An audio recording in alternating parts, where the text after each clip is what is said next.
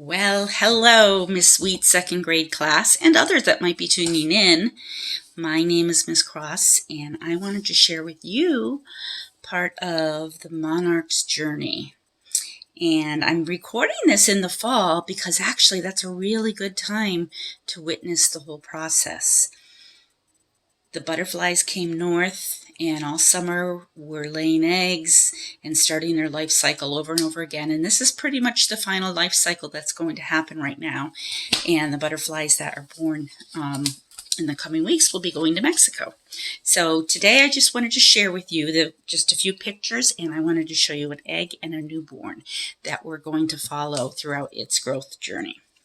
So this is a picture of a newborn right here.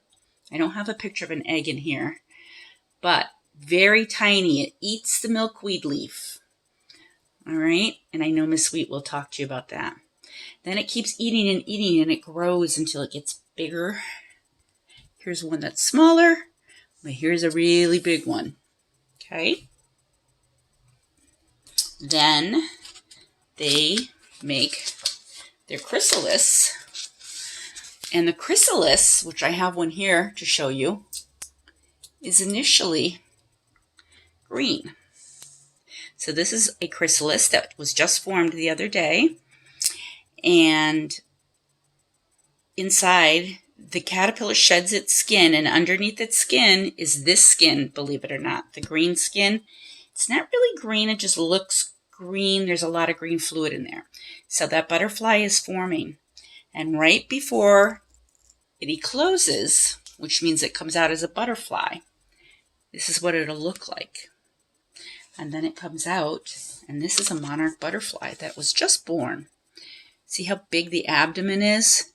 All that fluid gets pumped into the wings. It takes a few hours, but it happens. The wings dry, and then the butterfly is ready to fly away. See how clear that chrysalis is now? The coating. Then, there's another picture.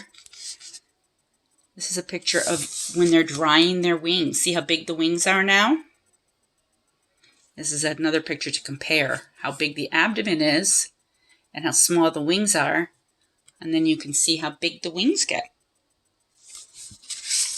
And I think I have one more picture of some butterflies in here. I'm pretty sure I do. Ta-da! And here, this was me releasing some butterflies. But they're beautiful. So the ones we're going to raise together on this YouTube channel, made just for you, are going to fly to Mexico.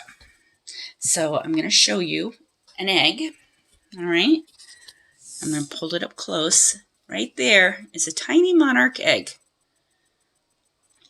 They're very hard to spot at first, but then they get pretty easy to spot once you know what to look for, because there's a lot of other things on the underneath side of milkweed leaves.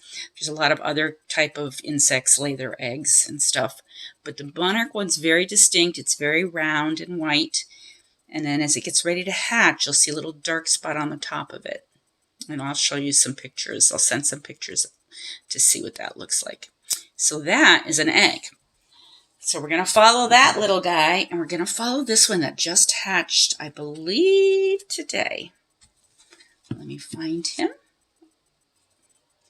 Where are you, little one? There he is. He's hiding all the way down there. It's going to be hard to see because they're really tiny when they first hatch. But if you look really close, let's see if I can pull this up here where you can see it. You see right there? That is hard to tell, but it's a newborn caterpillar. And I'll show you another one that might be a little bit easier to see. Let's find them. Here we go.